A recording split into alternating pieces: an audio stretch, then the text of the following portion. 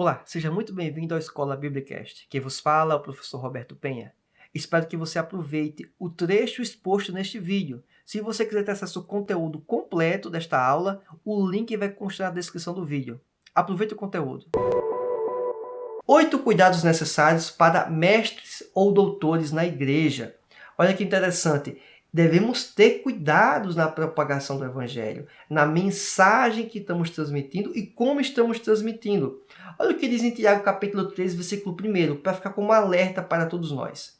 Meus irmãos, muitos de vós não sejam mestres, sabendo que receberemos mais duro juízo.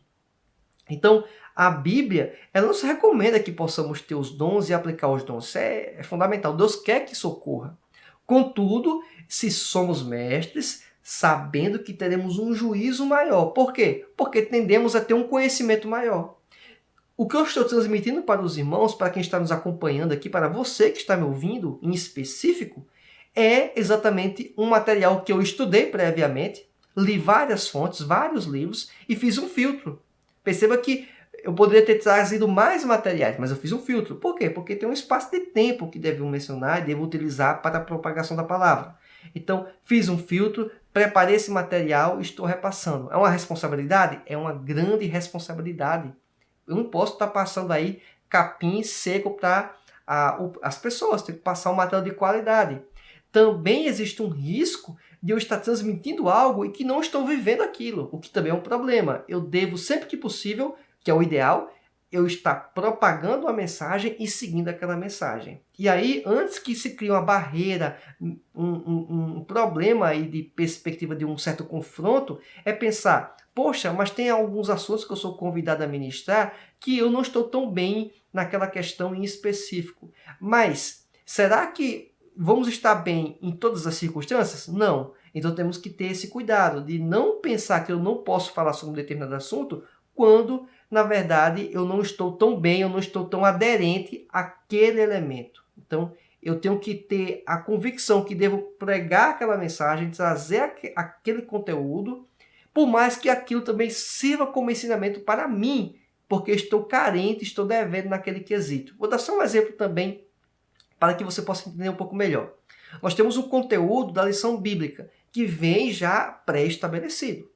Aí, digamos que tem uma lição bíblica que fala sobre a necessidade de evangelizar, de discipular.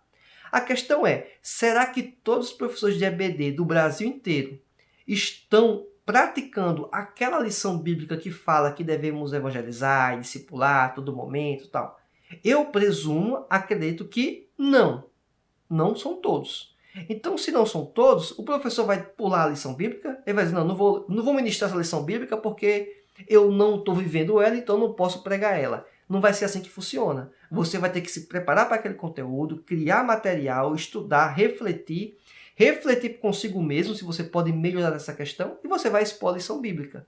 É lógico, o aluno pode perceber naquele momento que você está pregando algo que você não está vivendo. Pode criar uma barreira? Pode. Mas se você souber expor e dizer, confessar que você precisa melhorar também nesse sentido, isso vai servir como exemplo de humildade para o seu aluno.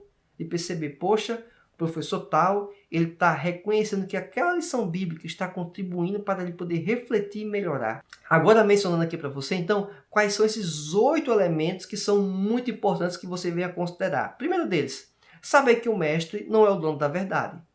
Não é porque você tem um dom de mestre ou doutor que você sempre está correto. Não, você pode ter estudado errado e estar expondo errado. E isso tem risco de acontecer? Certamente.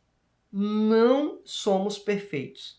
Contudo, a responsabilidade vai ser muito maior. Até porque se você possui o dom, Deus tem lhe capacitado para que você possa aplicar ele. Então, temos que ter muito cuidado de saber que quando estamos expondo um elemento, podemos, infelizmente, estar equivocados. Então, temos que ter muito cuidado para que não façamos um juízo muito pesado, muito forte, e que possamos estar empurrando pessoas para um pensamento equivocado.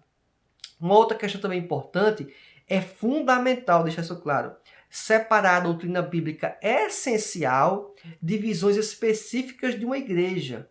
Como assim? Olha só, a Bíblia fala que Jesus é o Filho de Deus. Isso é uma verdade cabal. se alguém começa a colocar em xeque essa realidade, esse fato, aí você tem uma questão problema e deve combater ela. Mas se eu tenho, além desse elemento, eu afirmo que Jesus é o Filho de Deus, mas eu entendo que do aspecto da volta de Jesus, acredito eu que vai ser antes da manifestação do anticristo. Uma outra denominação, uma outra igreja, tem uma visão que, não, a vinda de Jesus vai ser pós-anticristo. Isso será que é essencial quanto à mensagem do Evangelho? Entendo que não. Entendo que se eles creem que Jesus vai voltar e que vai redimir, que vai salvar aos filhos dele, as pessoas que cumpriram a palavra, que seguiram a Cristo, que confessaram a Cristo como único e suficiente Salvador, é esse elemento essencial. Não se é pré-tribulacionista, pós-tribulacionista, se é mesotribulacionista, ou seja, essas questões elas até podem ser consideradas importantes, mas elas não são tão importantes ao ponto de dizer quanto à volta de Cristo. Se entende que Cristo vai voltar, esse é o elemento chave. Agora, se alguém nega a volta de Cristo, aí é um problema, tá certo? Também devemos ter o cuidado de não equiparar usos e costumes da igreja com doutrina bíblica. Isso mesmo. Eu não posso perceber que tem um elemento que é comum no meu ambiente. Vou dar um exemplo aqui, muito comum nas Assembleias de Deus no Brasil, grande parte delas. A mulher deve usar saia ou vestido. O homem dentro da igreja, no púlpito, tem que estar de terno e gravata, ou pelo menos de gravata. Isso são elementos comuns dentro do nosso ambiente assembleano, o que pode não acontecer em outra denominação. Então, eu não posso equiparar um ensinamento à doutrina bíblica com usos e costumes, certo? Porque isso aí é um erro absurdo. Então, se eu faço esse tipo de comparação ou colocar no mesmo peso, eu vou estar colocando sobre as pessoas um peso maior do que o Evangelho de fato propõe. Ou seja, eu vou estar incorrendo no risco de cometer falhas semelhantes ao que os escribas faziam, a que os doutores da lei, lá no tempo do Novo Testamento, que Cristo estava vivendo com eles, estava colocando sob julgo nas pessoas. Uma responsabilidade, uma obrigação muito maior do que o próprio Evangelho exigia, ou o próprio Cristo estava querendo, o que o próprio Antigo Testamento mencionava, inclusive. Quarto elemento também muito importante, ser respeitoso no ensino e não menosprezar os ignorantes. E quando eu falo aqui ignorante, é o contexto da pessoa que não possui conhecimento de algo, né? Em alguns contextos, principalmente aqui no Nordeste, algumas pessoas se referem a ignorante como a pessoa que é meio bruta, né? A pessoa que é um pouco impulsiva, você acha que é muito ignorante essa pessoa, mas esse é um termo, na verdade, não adequado. O termo que eu emprego aqui de ignorante é aquela pessoa que não possui conhecimento sobre algo. Então, não é porque eu possuo conhecimento sobre, um exemplo, escatologia bíblica, que eu vou chegar e vou menosprezar o irmão que tem dificuldades ou que não conhece muito bem disso. É só para deixar esse contexto bem claro, tá certo? Expor também firmemente as falsas doutrinas. Ou seja, eu não posso menosprezar o irmão por ele não ter conhecimento, mas eu também não posso negligenciar e combater as pessoas que propagam falsos ensinamentos. Ou seja, os falsos profetas, os falsos pastores, os pseudos mestres. Porque se existem mestres ensinando o que é correto, existem falsos mestres ensinando aquilo que é equivocado. Então devemos combater. Não necessariamente, em alguns momentos, mencionar a pessoa, dizer o nome da pessoa. A depender da circunstância, é necessário fazer isso sim. Mas em alguns momentos, é muito mais importante você combater a ideia. Combater a ideia, o pensamento, mostrar porque aquele pensamento está equivocado. É essa a essência. Sexto elemento que eu quero que você considere muito fortemente quanto aos cuidados na aplicação do dom de ministério de mestre ou profeta. Apresentar fielmente o ensino bíblico, mesmo que seja contra a cultura e o sistema. E quando eu falo aqui, não estou entrando em elementos de teorias conspiratórias, né? Que tem que entra nesse caminho aí se perde. Eu estou falando aqui que vai ter momentos, vai ter circunstâncias que o Evangelho fala vai contra o que é comum na cultura. Então, nessa circunstância, nesse ambiente, você tem que se apegar ao que diz a Escritura, por mais que vá contra o sistema, contra a nossa cultura dominante. Sétimo elemento, respeitar sempre a cultura. É um erro absurdo eu desconsiderar o ambiente em que estou inserido, a região do país ou até o país. Eu devo sempre considerar isso. Contudo, eu devo entender que o evangelho é maior, se sobrepõe às culturas. Mas, se aquela cultura não é contra o evangelho, para que eu vou ficar combatendo uma cultura que é distinta da minha, algum comportamento distinto?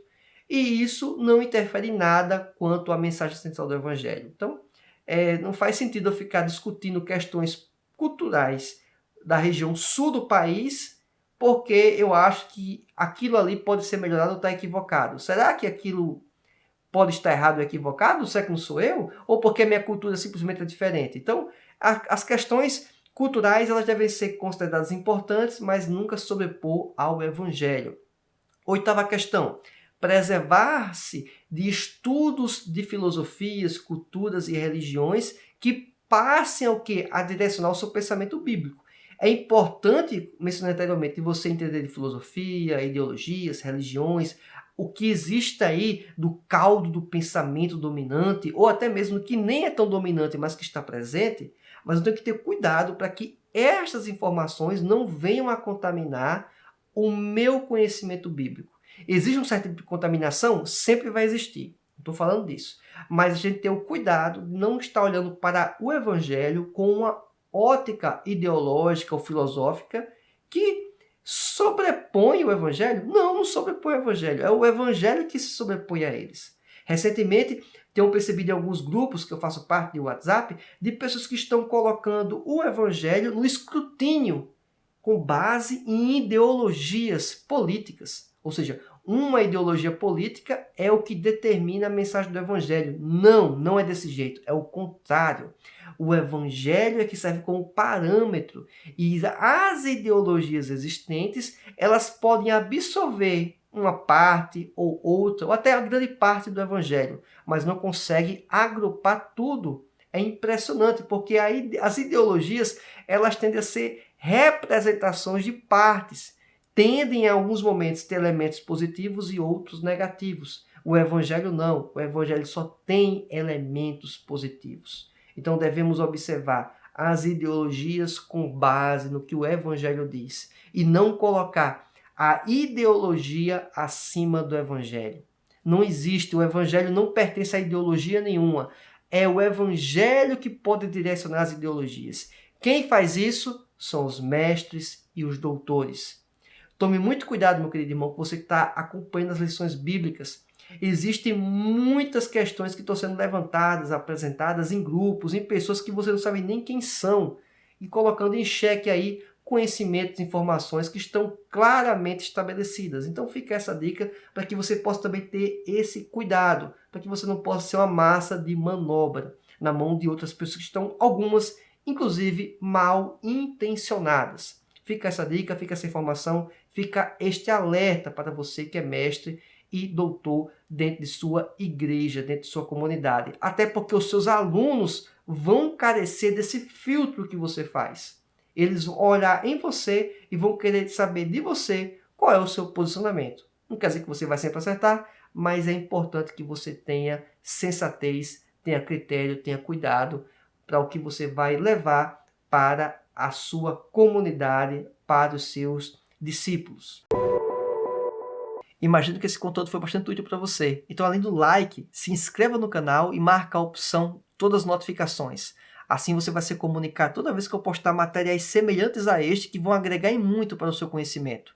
Se você quiser acessar o conteúdo completo desta aula, o link vai constar na descrição do vídeo. Aguardo você no nosso próxima aula. Que Deus te abençoe e até mais. Tchau!